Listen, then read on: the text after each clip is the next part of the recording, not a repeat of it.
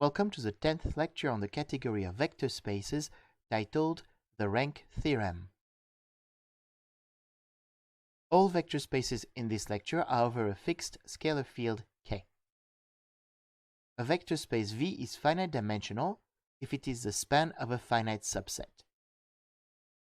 Finite dimensional vector spaces have bases, that is, spanning linearly independent subset, which we know to also be maximal linearly independent subset or minimal spanning subsets. All the bases of a finite dimensional vector space have the same cardinality, which we call the dimension.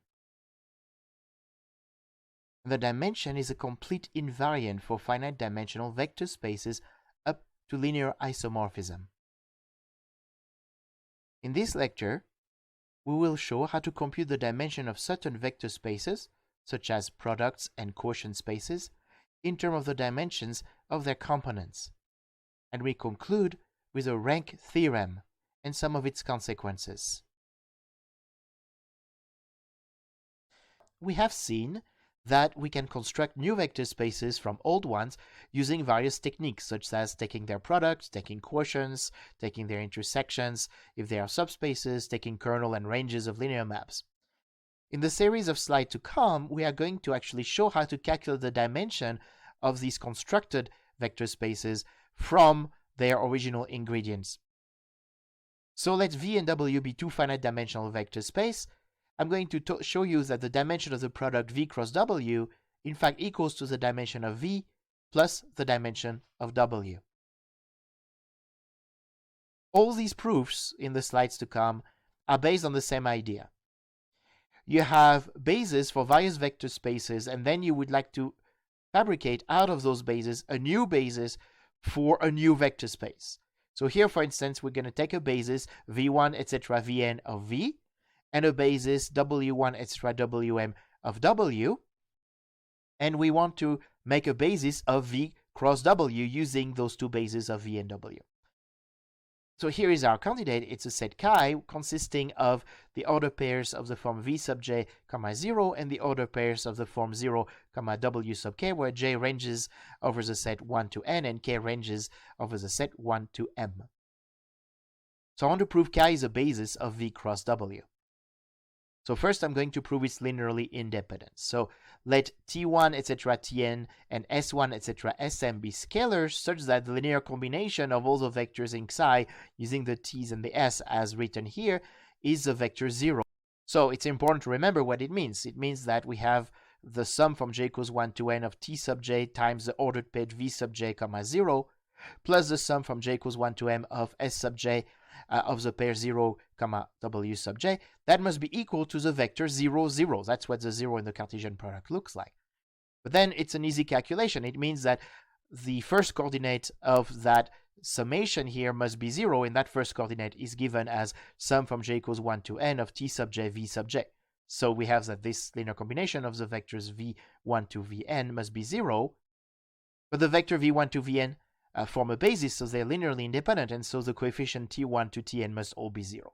Similarly, you must also have that S1 W1 plus etc. plus Sn Wn must be 0, because that's the second coordinate of that ordered pair, and again, the W1 to Wm forming a basis of W, we can conclude that the S1 coefficient all the way to Sm coefficient are all 0. And so we've shown that chi is linearly independent. It's somewhat similar to prove it is spanning. So let us take an arbitrary vector in V cross W. It looks like an ordered pair of the form little v, little w. And since V1 all the way to Vn form a basis for V, then little v is indeed of the form T1 V1 plus etc. plus Tn Vn for scalars T1 to Tn. Similarly, since W1 etc. Wm is a basis for W, the vector little w must be of the form S1 W1 plus etc. plus Sm Wm for some scalars S1 to Sm. And then what I do is just add them up. So basically, you write the ordered pair VW as being the sum of the ordered pair V0 and the ordered pair 0W. But then it's easy to express a V0 as a linear combination of the ordered pair v sub j0 using the linear combination of v expressed on the basis v1 to vn.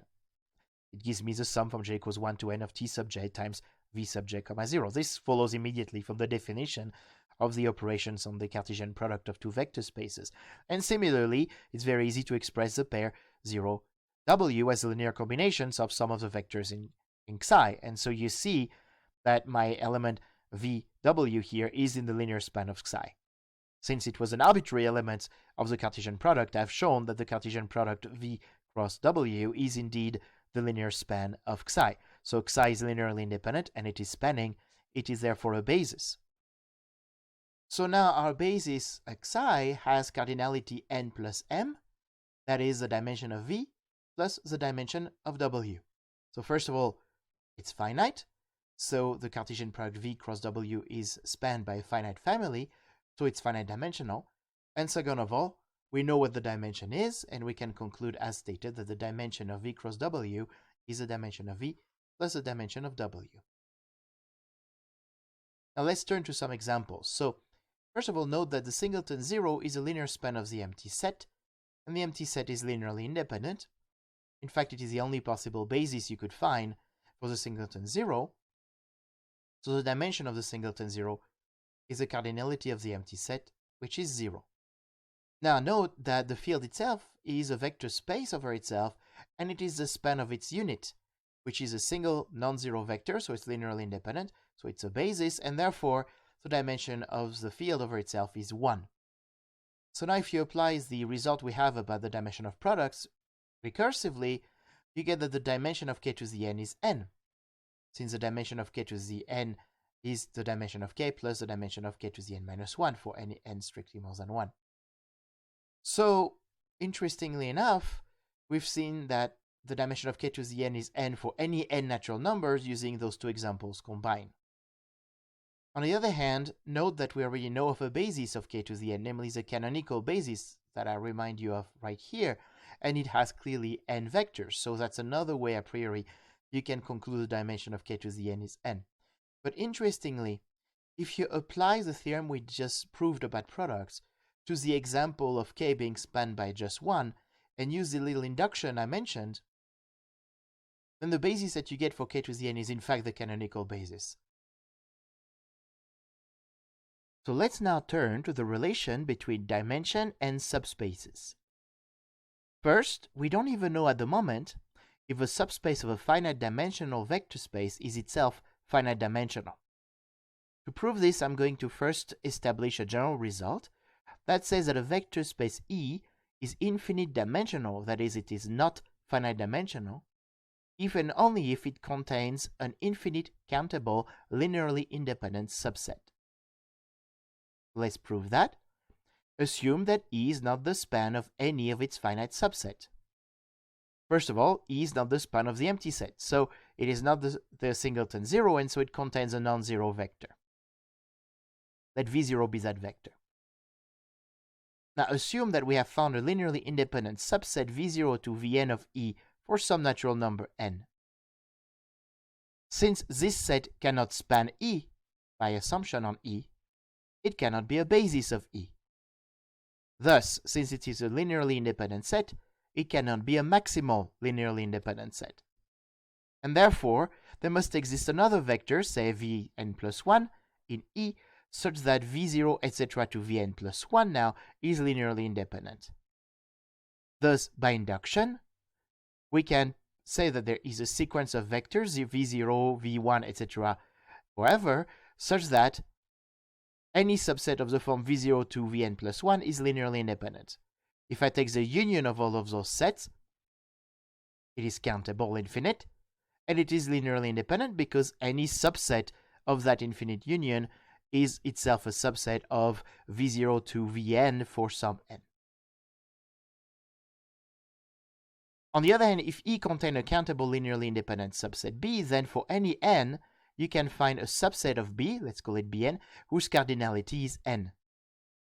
Thus, if S is any spanning subset of E, then we've shown that the cardinality of S must be greater or equal from the cardinality of Bn, as Bn is linearly independent, and that's n. So you conclude that under the assumption that E is a countable linearly independent subset, then any spanning set would have to have cardinality at least n for n an arbitrary natural number, and therefore E has no finite spanning subset. So E is not finite dimensional. From this theorem, we conclude now the following observation about subspaces of finite dimensional vector spaces. If V is a finite dimensional vector space and F is a subspace of V, then F must be finite dimensional, and in fact its dimension is less or equal than the dimension of V. Moreover, if the dimension of F equals to the dimension of V, then F equals V. Let's prove this. First, I'm going to do a simple case. If F is actually a singleton 0, then it is a span of the empty set. And then we can conclude, of course, that F has finite dimension, which is 0. And of course, 0 is less or equal than any natural number, so in particular, less or equal than the dimension of V. Now, let's say that in general, you have a finite dimensional vector space V, and so it has a finite basis that I call B. Now, suppose that F is a subspace of V, but it's not finite dimensional.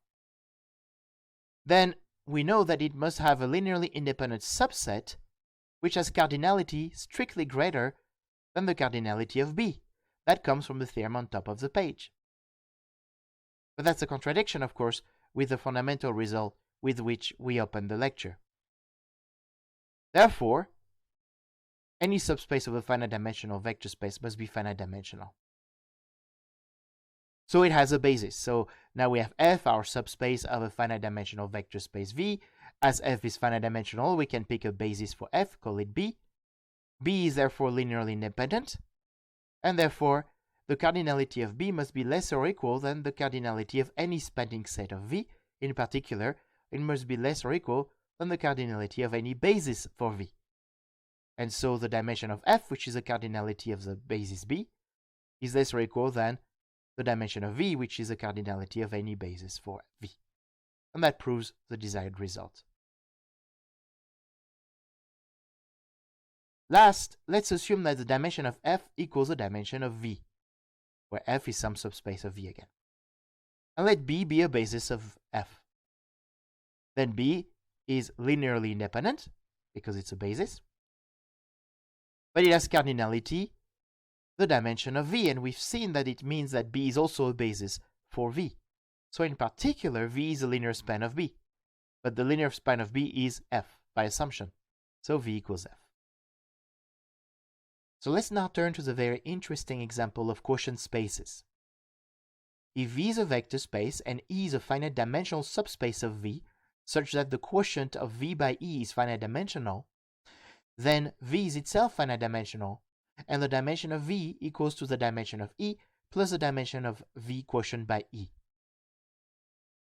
Again, the argument is to build a basis of V from a basis of E and a basis of the quotient of V by E, where both E and V quotient by E, being finite dimensional, indeed have basis. So for the proof of this result, first of all, I'm going to denote by bracket V the equivalence class of a vector V in the quotient of V by E to ease notations a little bit. So as I stated, I take a basis B of E, let's call that W1 to Wm, and I take a basis C of the quotient of V by E, let's write this as the bracket V1 to bracket Vn. Note that indeed C must be a collection of equivalence classes of vectors in V by definition. So in particular, I get an interesting finite subset of D here, namely V1 to Vn, which has the same cardinality of C. In fact, the canonical surjection restricted to D becomes a bijection from D onto C. So since C is linearly independent, we've learned that it means D must be also linearly independent. Moreover, since C is linearly independent again, it does not contain the zero vector. So no vector of D is in E. In other words, since B is a basis for E and D has no vector of E, then the intersection of B and D must be empty. And so I can calculate easily the cardinal of B union D. the cardinal of B union D equals the cardinal of B plus the cardinal of D minus the cardinal of the intersection of B and D, but the intersection of B and D has cardinal 0, so we end up with the cardinal of B union D is the cardinal of B plus the cardinal of D. Now the cardinal of D is the cardinal of C, since D and C are in bijection. And the cardinal of B is a dimension of E, since B is a basis of E, while the cardinal of C is a dimension of the quotient of V by E. So we get that the cardinal of B union D is dimension of E plus dimension of V quotient E. And now I'm going to prove that B union D is indeed a basis of V, which will prove my result. So let's start by showing that B union D is linearly independent. So to do that, I'm going to do a linear combination of the vectors in B union D that equals to 0. So I need a whole bunch of coefficients for that. Let T1, etc. Tm and S1, etc. Sn be scalars, such that T1 W1 plus etc. plus Tm Wm plus S1 V1 plus etc. plus Sn Vn equals 0. So what I'm going to do is I'm going to move one of those two sum on the other side. So I get that T1 W1 plus etc. plus Tm Wm equals to minus S1 V1 minus S2 V2 etc. minus Sn Vn. Now what do I know about T1 W1 plus etc. plus Tm Wm? Well, I know that it's a vector in E because W1 etc. Wm form a basis of E, in particular the elements of E, and E is a subspace. So this linear combination is in E. But it's equal to this other linear combination over there, that is the linear combination sum from j equals 1 to n of minus sj times v sub j. So what happens when you apply the canonical surjection to this equation? Well, again, first of all, the canonical surjection is linear, so I'm going to use that implicitly here. But also the canonical surjection applied to a vector of E gives me 0. So in the quotient, you get that the sum from j equals 1 to n of s sub j class of v sub j must be 0, since it's the equivalence class of minus this linear combination of the w vectors, and therefore it is the equivalent class of 0. But then these bracket v sub j vectors are exactly the vectors in C, and C is linearly independent. Therefore, I can conclude that the coefficient S1, the coefficient S2, etc., the coefficient Sn are all equal to 0 by linear independence. Then you go back to the original expression, and what you see is that since all the s's are 0, I end up with T1W1 plus etc. plus TMWM must also be equal to 0, because that's all what's left. And again, W1 etc. Wm, well, that's exactly the elements of B, and B is a basis, so it's linearly independent. So again, I get that T1 equals etc. equals Tm equals 0. So all the coefficients are 0. So B union D is indeed by definition linearly independent. So now I want to prove that B union D is also spanning the entire vector space V. So let W in V. Now the equivalence class of W is inside the quotient space V quotient by E, and C is a basis of that quotient space. So it's possible to write the equivalence class of W as a linear combination of the element of C. In other words, there exist scalars T1 to Tn, such that the equivalence class of W equals T1 bracket V1 plus etc. plus Tn bracket Vn. Now, how do I get an expression for W rather than just for its equivalence class? And here's an idea. Let Y be the difference between W and T1 V1 plus T2 V2 plus etc. plus Tn Vn. Now, the key observation here is that the equivalence class of Y, using the fact that the canonical surjection is linear, equals to the equivalence class of W minus the equivalence class of this sum. But the equivalence class of this sum by linearity is exactly also equal to the equivalence class of W. And so the equivalence class of Y is equal to bracket W minus bracket W, and that's 0. So what does it mean for the equivalence class of Y to be 0? It means that Y is an element of E. And thus I can write a Y as a linear combination of vectors in the basis B of E. So that is Y equals S1W1 plus etc. plus SNWM for S1 to Sm scalars. And so what does it tell me about W? It tells me that W equals S1W1 plus etc. plus SMWM plus T1V1 plus etc. plus TNVN. So in other words, W is in the linear span of B union D. It's a linear combination of the vectors in B union D. So I've shown that B union D is a basis. It's linearly independent and it spans the entirety of the space V. And therefore I can first conclude that V is finite dimensional because B union D is a spanning set and it's finite. But more than that, I can then conclude that the dimension of V is a cardinal of B union D, and that's, as we calculated at the beginning, the dimension of V plus the dimension of the quotient of V by E. And my theorem is shown. So here is an interesting corollary to our theorem. So let's say V is a finite dimensional vector space and E is a subspace of V, then the dimension of the quotient V by E equals the dimension of V minus the dimension of E. And the reason why this follows is, first of all, because the quotient of V by E must be finite dimensional. So if S is a finite spanning set for V, then the image by the canonical surjection of S is also spanning for the quotient V by E. The reason for that is that if A is an equivalence class in V quotient by E, then it's of the form X plus E, for X an element of V, and X being an element of V can be written as a linear combinations of vectors in S, and therefore using linearity of the canonical surjection, we see that A itself is a linear combination of elements in the image by the canonical surjection of S. So now we know that the quotient of V by E is finite dimensional. That is one of the assumptions of our theorem at the top of the page. We also know that E, being a subspace of a finite dimensional vector space, is itself finite dimensional. So now we have all the necessary assumptions to apply our theorem at the beginning of the page, which concludes that V is finite dimensional, but that we already knew. But more interestingly, give us this relationship between the dimensions. Dimension of V must be the dimension of E plus the dimension of the quotient, which, if you solve, gives you the stated corollary. Now I'm going to see other corollaries of this main theorem, and they are actually quite important. In fact, here is a theorem you could consider to be one of the fundamental theorems of linear algebra. It's called the Rank Theorem, and sometimes it's also called the Rank-Nullity theorem. If V is a finite dimensional vector space and W is a vector space, and if phi is a linear map from V to W, then we have this really important relation that the dimension of V equals to the dimension of the kernel of phi plus the dimension of the range of phi. The dimension of the range of phi has a name and is called the rank of phi. So this is a very, very important theorem. Note that I do not need that W be finite dimensional in the theorem. I only need the domain of my linear map to be finite dimensional, not its codomain.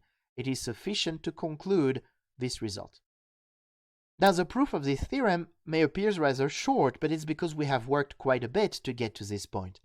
You see, by the factorization theorem, I know that the range of phi is linearly isomorphic to V quotiented by the kernel of phi.